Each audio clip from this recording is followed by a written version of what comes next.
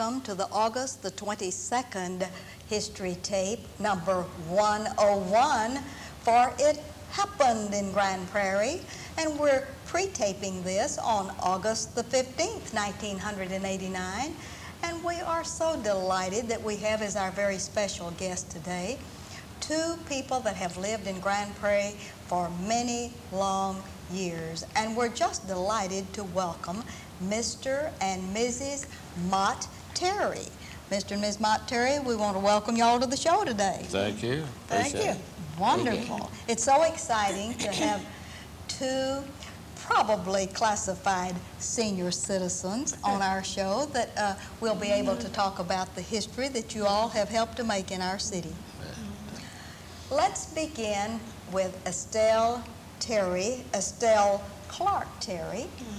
And Estelle, would you look out into your camera and tell us a little bit about your genealogy? We want you to give us your mother and father's name, and then we'll go on from there, okay? Okay. I was born in a little town that you probably have never heard of because it's Yarrelton, Texas. It's a little town right out of Cameron, Texas, and in Milam County. My mother's name was Ella Griffin, and my father's name was Ralph Clark. My grandmother and grandfather lived during our age, and we got to know them. And of course, the grandfather was named Andrew Griffin, and his wife, Grandma, was named Nancy Griffin. And that's about all I can tell you about when I was born, except you won't tell me, you want to tell me to tell you when I was born? Oh, I think that would be good to put on our that'd be document. 1909. All right. December the 23rd. And I lived in Milam County most of the time of my young life. I graduated from Cameron High School, and from there I went to Baylor and graduated from Baylor with a degree in English.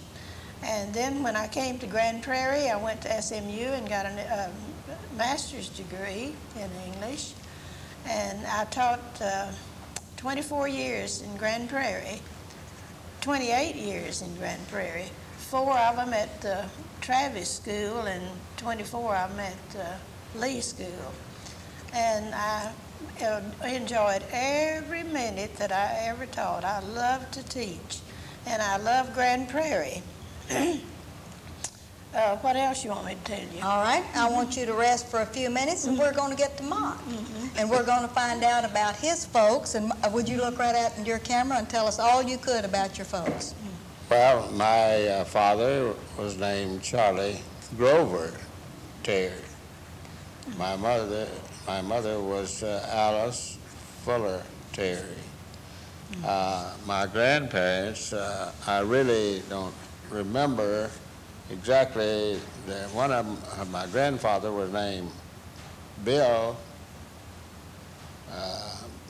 Fuller, and my grandmother was, my mother was named after my grandmother. So my grandmother, they were told, she had told me a lot of times that she was a 3/4 Indian. And I had a first cousin who ran a survey, a family tree rather, and they traced them to Oklahoma, that they came from Oklahoma. So that's about the only thing that I know about my mother and father. I lost them.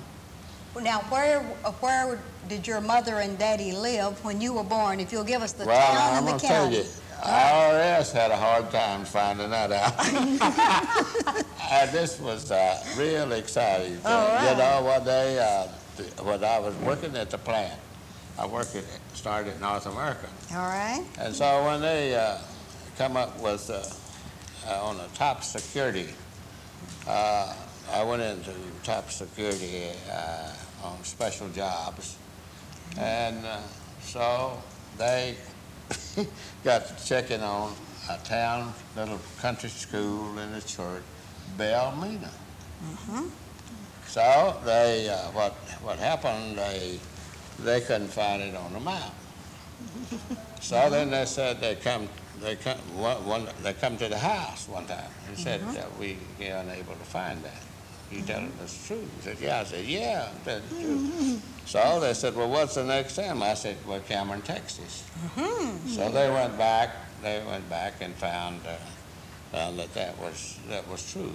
So, but and then best I can remember, in 1921, or 25 rather, we moved to Yarrelton, Texas, and that's where I finished high school at Yarrelton. And then in later years, I don't know, after I finished high school, I went to Cameron and I went to work. I got a job and I went to work, and like a lot of kids, I didn't go back to school, you know. All right, what did you do for a living after you got out of high school? Well, I worked for the Chevrolet place. All right. And then I worked, we had a Chevrolet, very progressive. It's a farming town. A lot of people in. So it was a real progressive Chevrolet place. So I worked there. And then I first started out in a service station. And then I went to the Chevrolet place. And then in 1939, I married. And then 1940, I went to A&M and took a welding course. And then 1941 is when I come to Grand Prairie. All right, we have you to 1941, but now let's backtrack just a little. When your parents were down in the Belmina, Cameron, Milam County area, what did they do for a living? They farmed. And you were raised on a farm? I was raised right out in the country. Right. My wife said, where was you born? I said, in the country. All of us was born in the country. Yeah. And did you have any chores to do in the country before you'd go to school to Belmina? Ruthie, I tell you what, I often think. Yes, I had wood to get in. I had Cows to help milk. milk. All right. I had to help feed the hogs and whatever. And then I helped my mother. My sister, I had one sister. Name her. Catherine. Her name was Catherine Terry. Catherine Terry. She passed away. All right. But but she took care of the house, you know, bed making and that kind of thing. And I dried the dishes. Good. For my mother. But then when I got to be 21, I thought one morning, when I got to be 21, I thought, well, I'm too old to dry dishes. I'm just not going to do it. All right. And what happened? So I told my mother, I walked in the kitchen, I said, Mama.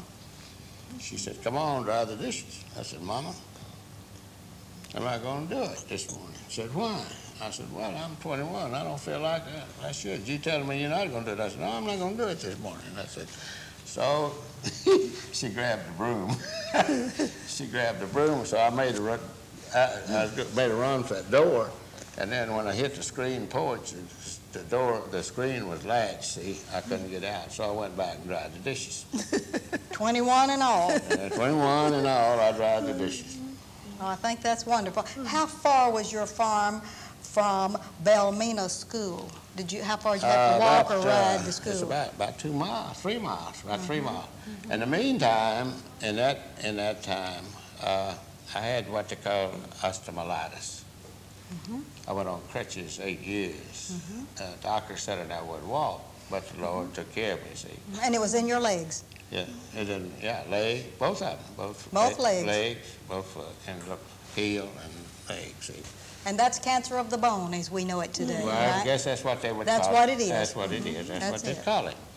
So, but my dad carried me, and what time I could, you know, he'd carry me to school in a wagon or a buggy, you know, couldn't have, you know. And miraculously you got well. Yeah, that's right. Here I am. That's right. Both legs. This ankle's gone. This heel's gone over here. I mean, really, it's a false. I mean, but back then I had a great doctor. You know, I feel like I had a good doctor and a lot of prayer. And so that's the reason I'm here today, I think. Where did you meet Estelle and how? Well, you know what? Did y'all go to school together any? No, we didn't go to school together. I guess we just accidentally, wasn't it? Well, Let's let her tell it then. I'll tell I you don't the know first exactly. date we had. All right, tell us about the first date. Well, you know, a long time ago, they used to have games in the house, and it's kind of like square dancing, you know, and they moved the furniture all out. The parents now did this. It was not, and the parents, you know, played with us. And he carried me to one of those things, first date. And he had already been to them, and I'd never been to them. And so when we got in there, and we got to detect this one and get that one. I got in there, took all everything. I got mixed up, and that was where we went that night. I guess we met that time. I don't know. And We then went together 8 we years. went together off and on 8 years because I was in Baylor part of the time and I was teaching part of the time before we ever married. And then where did you all marry and what's the magic We married year? in Cameron, Texas, and had a high noon wedding, and it was one of the first weddings that had been ever held like ours was. And we had a beautiful, beautiful wedding, and this is our 50th year. We had just the finest thing that's happened to us all this year happened in July. It was July the 6th was our 50th anniversary. Before that time, just 2 weeks before that time, we went to the West Coast, went all up and down it, from Seattle down to Portland. And we thought that was our celebration only. That's all we'd all have. Well, while we were gone, at our church, his department, he's a director in the Sunday school department, and I'm a director, and our two departments are close together. And we always have trying to beat each other on who has the most folks. Well, anyhow, while we were gone, they planned this celebration for us. And I had the corsage, and they had a gorgeous book fixed, and they had a beautiful table. And when the Smiths, Charlie Smith and Marion, had asked us way back before we ever left, and I said, well, on the night of your anniversary, we want to take y'all out to eat. So that night came, and we got out to eat, and so when we got in the car, she said, now we got to stop by the church first because I lost my purse. I left it there. And said, if you'll all four of us go in, we'll find it quickly and we'll get on the way to eat. So that's what we did, and as we went into the church and got in there, well, here was 103 people singing happy anniversary to you, and somebody at the organ playing Here Comes the Bride. And I just started crying. I never was so surprised in all of my life. See, we have no folks. I have one brother lives in Lubbock, and I see him about twice a year, and he doesn't have anybody but some first cousins. Couple of first cousins. Yeah. I see. So But no children, of course. No children. Because I got a lot of friends. You know. Yes. And so it was our friends who did it, and it was so beautiful. Y'all have had a wonderful 50th We anniversary have. year then, haven't And you? we had about 100 cards, beautiful cards came. They said on the invitations, no gifts, and I'm glad they did because we didn't need them. But we appreciate the beautiful cards that we have. This has been a great year. It's been a great year for us. We're going to get back to you in just a minute, Estelle, and we want you to tell us about teaching in Grand Prairie. You just gave us a short overview, but with that many years at Lee Middle School and a few also at Travis, we want to talk to you about that. But let's get back to Mott. Mott, you said that you came to Grand Prairie in 1941. Was that after you took your welding course at A&M? Yeah. All right, tell us what brought you on up here. Well, first I went to, me and another boy went to Houston. All right. And we went to the shipyard because we had a job, but when we got in the shipyard, they had they had a big old crane there, and they lifted up one of these big sheets of metal, and they dropped it on a guy and cut his legs off.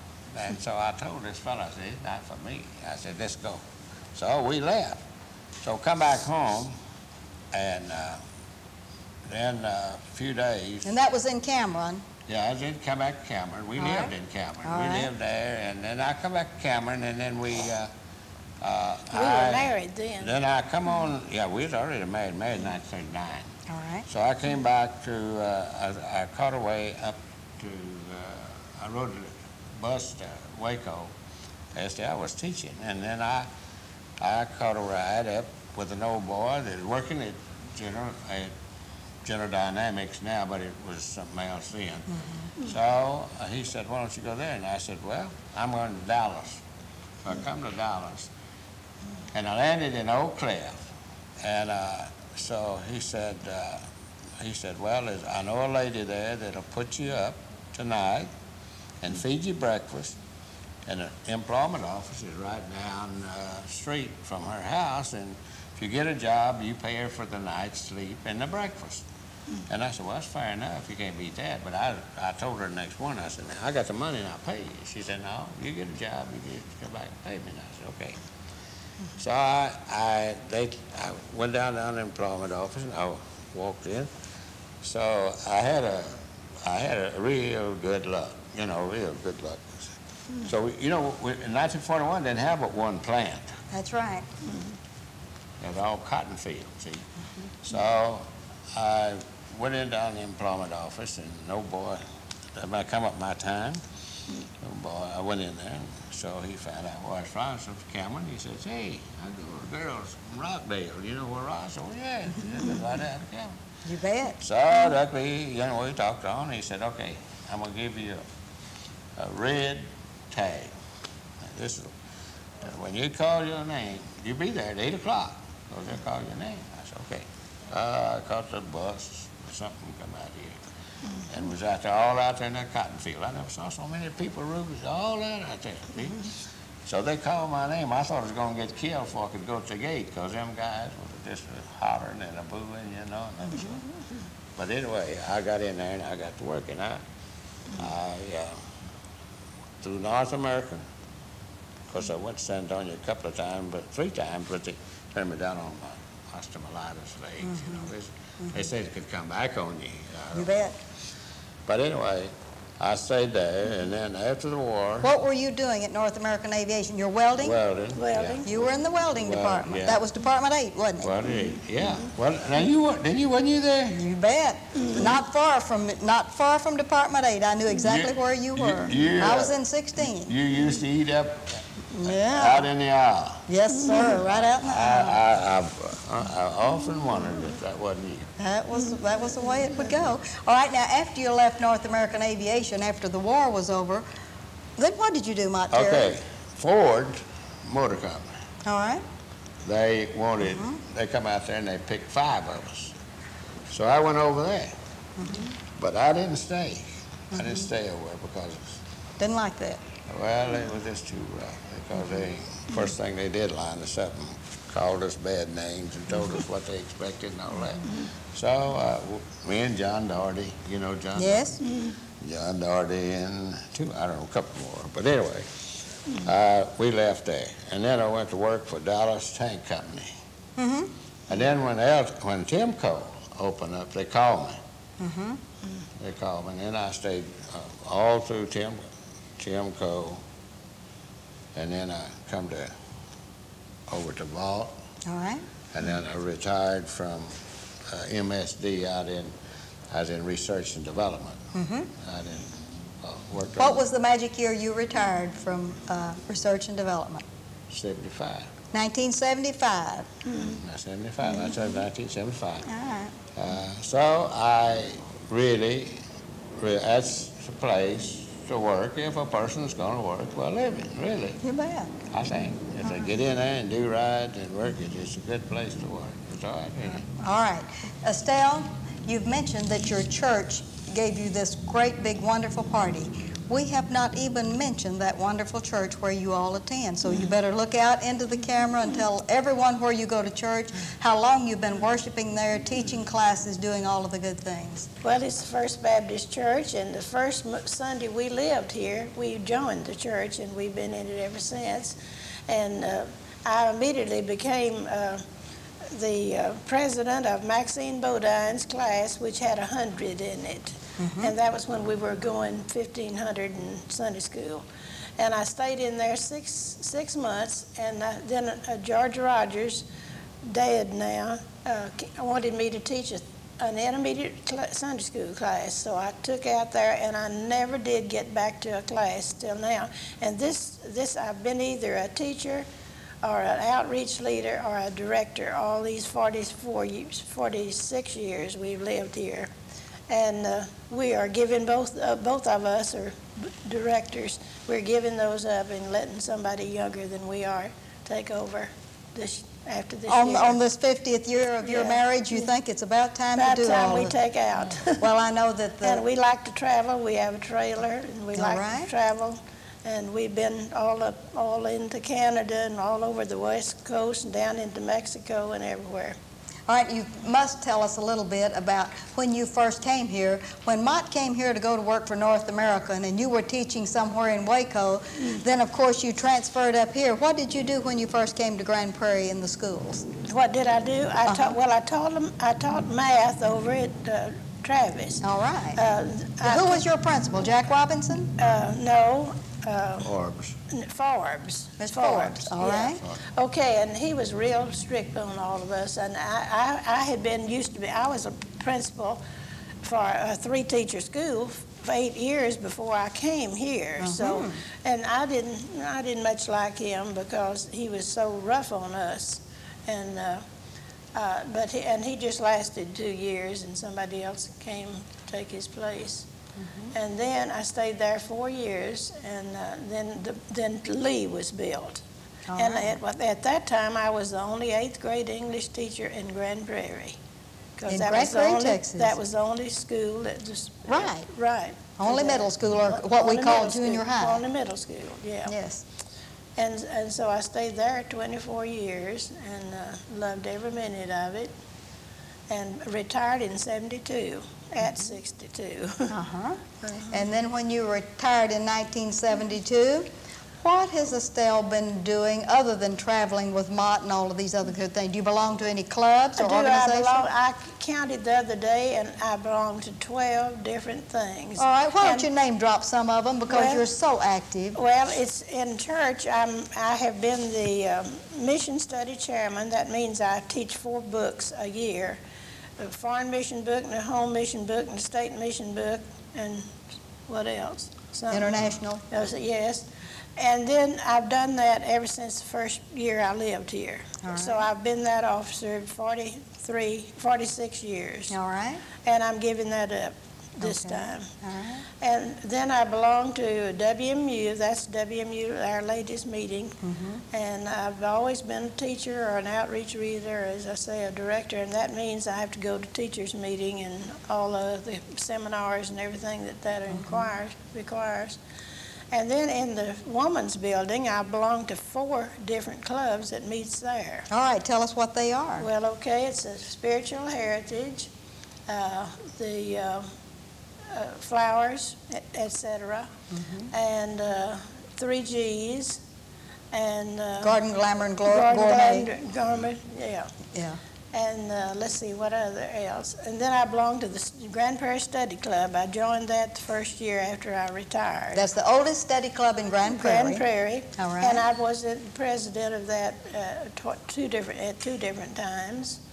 And I'm going to stay in that for the rest of my days. All right. Okay. And let's see, what else do I belong to? I belong to the Retired Teachers Drive Meals on Association. Wheels. And I drive for Meals on Wheels. And I work in the pantry at the church, food pantry. And what else? That's almost enough. We're going to have to let you rest a minute. Let's get to Mott. Mott, have you joined any clubs? I know that Mr. Jackson told me the other day that at one time you had an ice cream store here in Grand Prairie. Tell us about your entrepreneurial ice cream adventure. Would you do that and tell us where it was? Well, it's down in the Chapman addition. Well, we had two. Fairview. We had two of them. We had two, we had two, and then we had one up where the old Army store was, All right. Claude Burkett and myself. All right. Had that. So y'all were partners. yeah. So we enjoyed it. It was a lot of hard work, no money, but we enjoyed it. I go to Brahms now. We used to sell a double dip for 10 cents. 10 cents, and now it's $1 and something. I thought, it's getting rich. How many years did you operate your ice cream store? Well, we was there a couple of years. 2 years. 2 years. 2 years. And we were both working. We were both working, so we kept that thing open till 11 o'clock at night. Well, we better give teaching school and working. So we quit. We gave out. So, And well, we weren't making any money. But anyway, I got a flower hobby. I love flowers. I got a garden. I love a garden. And, we collected antiques for a long time. Got a house full of them. We liked the food, antiques, and so I stay busy. Do you belong to any of the men's clubs in town? I may join some right now. I don't know, but I gave up because I did belong to the Night Lions Club.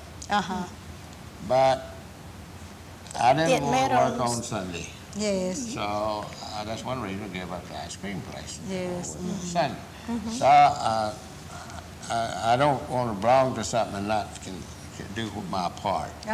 We have a wonderful senior citizen center up here in Grand Prairie, Texas, so we're going to have to invite you up to the senior citizen center to some of the good things that are going down the pipe. I tell you, our senior citizens at church, our church, we got 14 going to Minnesota this month to help build a church. Wonderful. And the pastor stayed. Been to Colorado, got a group been to Colorado, got a group been to the Valley, and we have birthdays, senior citizen birthdays. Yes. Well, big dinner and all. Keep y'all eating and playing all the time, don't they? Quarterly, we have them. We have. But I love to be with senior citizens. That's good. And I like young people. I live over by the school where they are. Yes. And somebody said, well, I never, he don't bother me. I love them. All right, now here's two that love young people. Even though you did not have any children of your own, you have done more to influence more young people in our city. And did you know that our time is up on the show? We have already talked 30 minutes to two wonderful, wonderful people. I want to thank you all for letting us talk about your past in Grand Prairie. And we know that the good Lord's going to give you many more years of good service here in Grand Prairie, Texas. And I want to thank you for being on the show. Well, thank you for inviting us. Thank you for inviting us. And this is Ruthie Jackson reminding you that history is we live and do.